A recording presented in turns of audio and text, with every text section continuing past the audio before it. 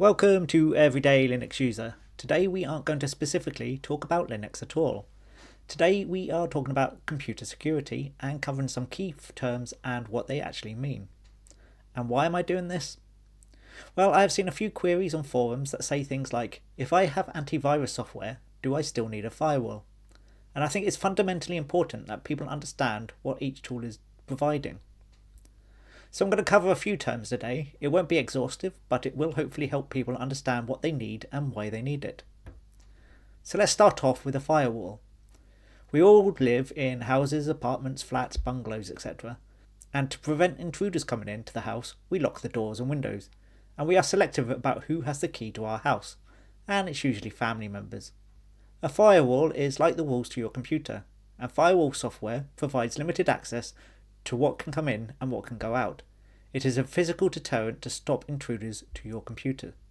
A virus in computing terms is much like a real virus, such as the common cold, except that a computer virus isn't airborne. It can only be transmitted through physical contact. A firewall cannot prevent you from getting a virus. If you go onto the internet and navigate to a dodgy website and download an image or an application that contains a virus, then the firewall cannot protect you. It is a bit like going on a date with someone and then picking up something nasty from them. The lock on the front door isn't going to save you. Antivirus software is a bit like a vaccine in that it's supposed to detect a virus, and if it finds one, it kills it or quarantines it. The trouble with antivirus software is that it has never been 100% effective, and in reality it is nowhere near 100%. If you get 70% protection, you are lucky. A virus in computer terms is simply a computer program, and every time a new virus is created, the antivirus developers have to discover its existence and its signature and how it presents itself, and then they can guard against it. The will of virus developers usually outweighs the amount antivirus software developers are going to pay to stop them. Now, computer viruses are built to be transmitted far and wide, and so for years Linux has been protected to a certain extent because of the security built into Linux, and because the uptake of Linux as a desktop operating system is tiny compared to Windows. The virus writers are usually writing them for Windows, and so whilst you can download an infected image or piece of software, it probably won't run on Linux. That doesn't mean you cannot transmit a virus onto unsuspecting friends.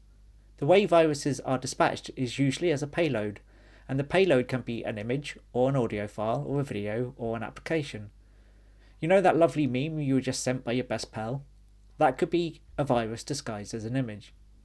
So if you receive that image on your Linux machine and it doesn't work as a virus, you might forward the image onto your friends, and they might be running Windows and then they become infected. Does this mean you need to run antivirus software when running Linux? Well, that is up to you, but as mentioned previously, antivirus software isn't really very effective. You could use one of the free online antivirus scanners to scan the file before sending it on. Now, the way a virus manifests itself is important. Some viruses are called malware, and their goal is to be destructive and are generally a pain in the arse to deal with, especially if you're running Windows. But it's obvious when you have one of these viruses, and you can go down the route of cleaning them up. For instance, you might get loads of pop-ups with dancing girls or gambling ads, or even links to fake antivirus software, which when clicked will download more viruses and malware. Believe it or not, this kind of malware is preferable to some of the others. Some viruses place a program on your computer that sits dormant and seemingly does nothing. You, as a user, won't even know it is there. However, in the middle of the night, your computer can then join with thousands of other computers and attack a company website and take it down in what is known as a denial of service attack. Your machine has essentially been added to something called a botnet. Other malware installed via virus can also stay silent, and they simply monitor your computing habits and log keystrokes and sites visited. And guess what? When you type in the name of a banking URL and a username and password, it notes it down and forwards it on. These are called keyloggers and obviously very bad. However, in this instance, a firewall can help because you can block outgoing traffic, and a keylogger will need to send data via outgoing traffic and be subtle about it. The worst kind of malware that has popped up in recent years is ransomware.